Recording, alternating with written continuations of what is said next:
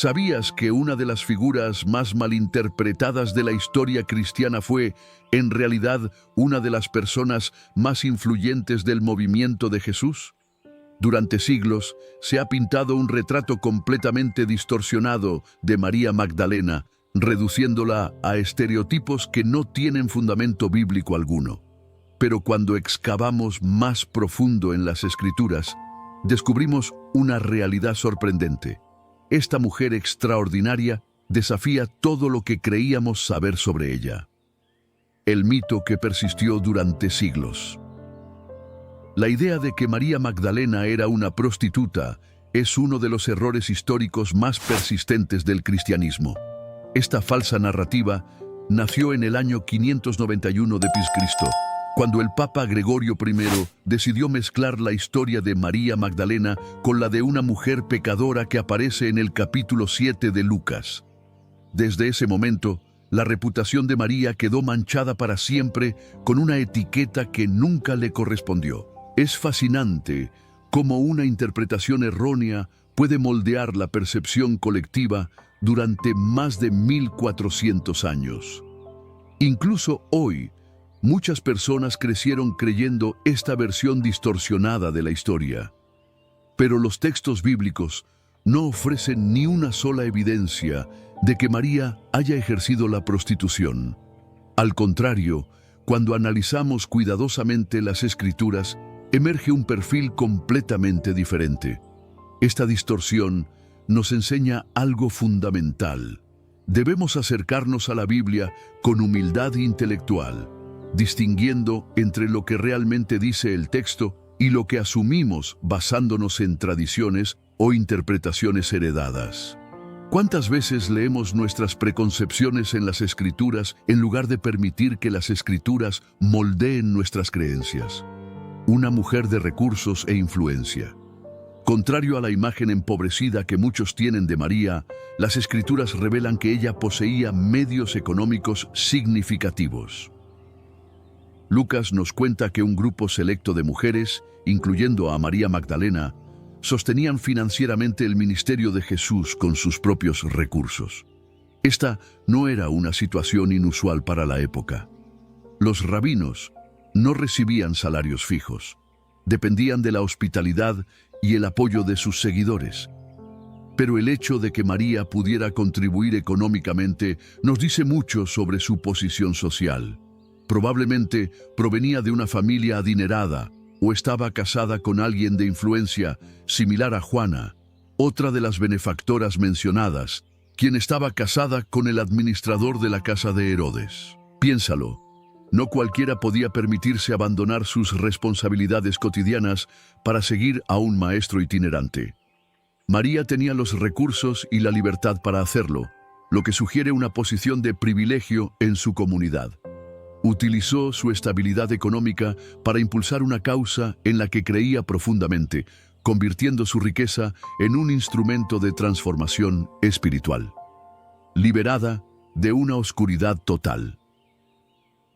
Uno de los aspectos más poderosos de la historia de María es su liberación espiritual. Lucas nos informa que Jesús expulsó de ella 7 demonios, un detalle que no debemos pasar por alto. En la cultura hebrea, el número 7 representaba completitud o perfección. Esto podría significar que María no estaba simplemente un poco enferma. Estaba completamente consumida por su aflicción.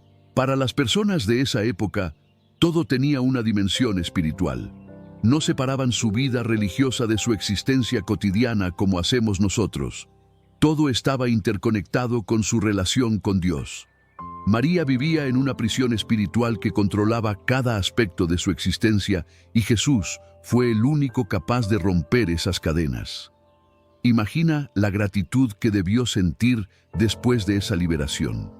Una mujer que había estado completamente dominada por fuerzas destructivas, ahora experimentaba una libertad total.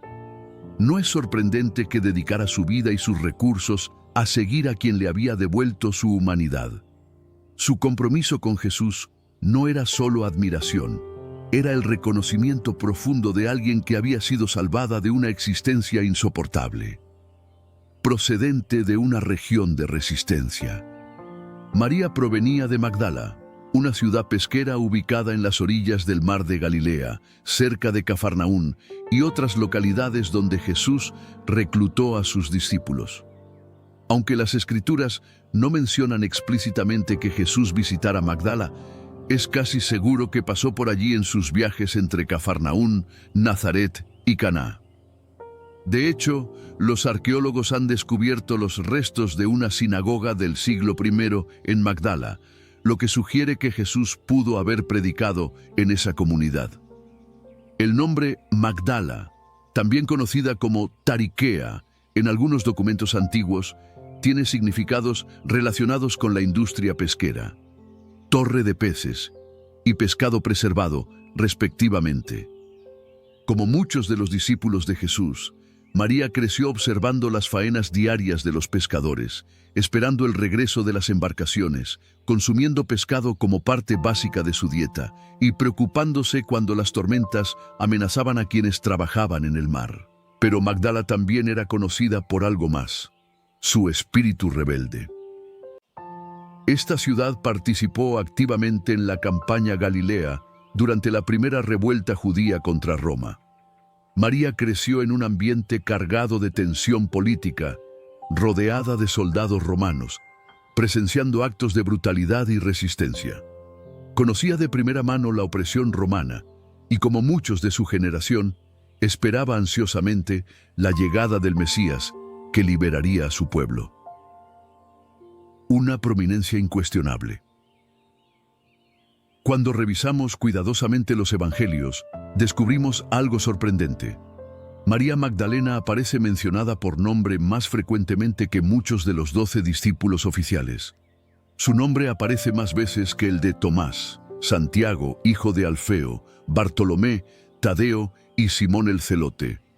Esto es extraordinario, considerando que esos hombres formaban parte del círculo íntimo de Jesús. En el mundo bíblico, ser mencionado por nombre era significativo.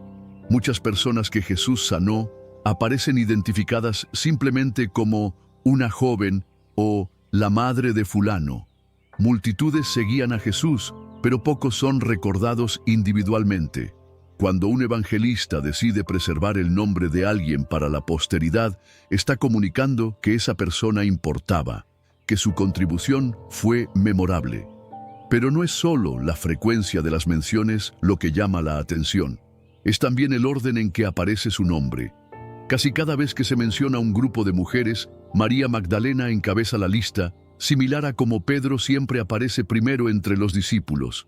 Esta posición sugiere liderazgo, influencia y un rol central en la comunidad de seguidores de Jesús. ¿Qué hizo que María fuera tan prominente?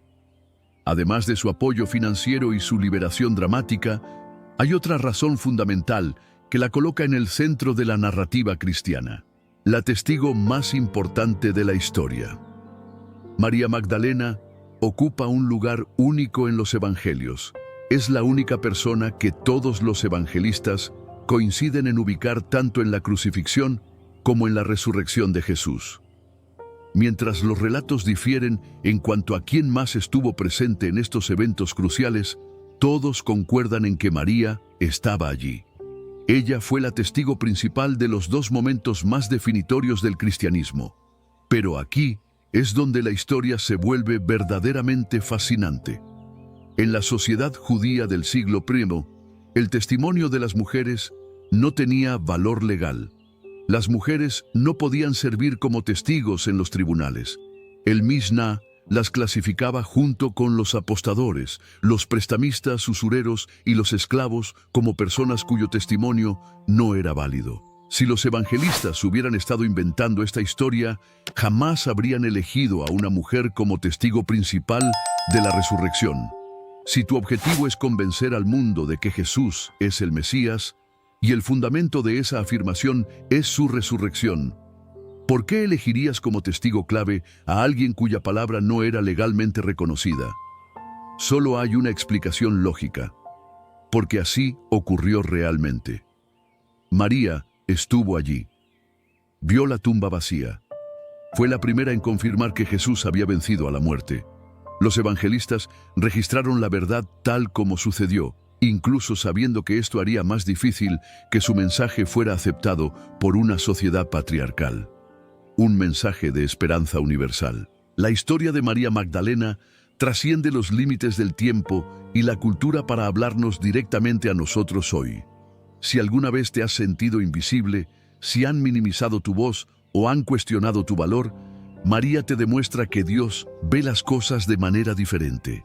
Nuestro Dios no se limita a usar solo a los poderosos, los influyentes o los socialmente aceptables. María nunca imaginó que se convertiría en la primera testigo del evento más significativo de la historia humana. Nunca soñó que sería la primera en proclamar la noticia más importante jamás comunicada. Una mujer cuyo testimonio no tenía valor legal se convirtió en la portadora del mensaje que cambiaría al mundo para siempre. Si otros te han hecho sentir pequeño o insignificante, recuerda que tienes un Dios que quiere hacer grandes cosas a través de ti.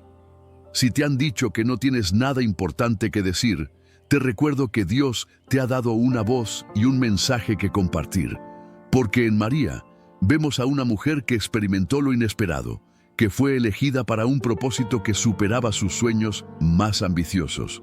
Tu identidad no se encuentra en lo que otros dicen de ti. Tu valor no se determina por las etiquetas que la sociedad te ha puesto. Tu identidad viene de Jesús, quien es el único calificado para declarar quién eres realmente. Él te conoce, te ha creado con un propósito y desea usarte de maneras que tal vez aún no puedes imaginar. Como María fue liberada de las fuerzas que la oprimían, tú también puedes experimentar esa misma libertad. Como María encontró su verdadera identidad en Cristo, tú también puedes descubrir quién eres realmente en Él. Como María dedicó su vida a servir a quien la había salvado, tú también puedes vivir con ese mismo propósito y gratitud. No permitas que los errores del pasado definan tu futuro.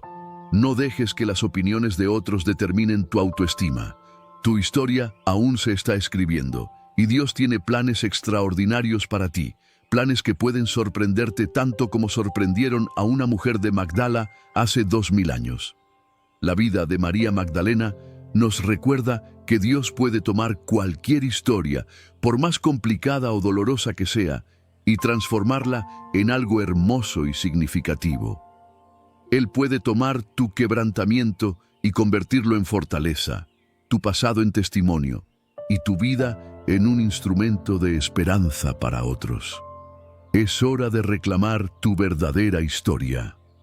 Después de conocer la verdadera María Magdalena, ya no podemos seguir permitiendo que las mentiras del pasado definan nuestro presente. Es momento de desafiar los estereotipos, de buscar la verdad por nosotros mismos y de permitir que esa verdad transforme nuestra perspectiva. Si esta historia te ha impactado, compártela. Hay demasiadas personas viviendo bajo el peso de etiquetas falsas, creyendo mentiras sobre su valor y potencial.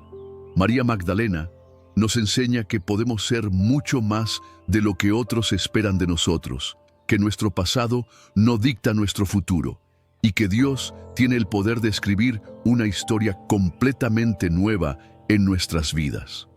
Toma la decisión hoy de vivir desde tu verdadera identidad, no desde las percepciones erróneas de otros. Abraza el propósito para el cual fuiste creado y recuerda, si Dios pudo usar a María Magdalena para cambiar la historia, ¿qué podría hacer a través de ti?